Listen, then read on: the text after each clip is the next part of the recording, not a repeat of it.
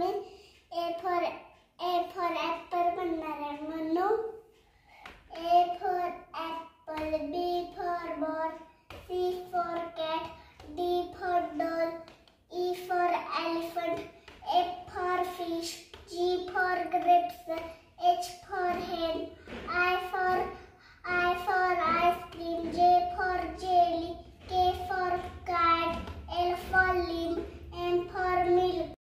आज आम्ही A for apple म्हणणार आहे. तुम्ही पण म्हणा.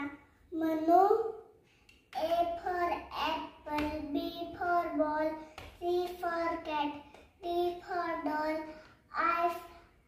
E for eyes, F for fish, F for grapes, H for hen, I for ice cream, J for jelly, K for kite, L for limb, M for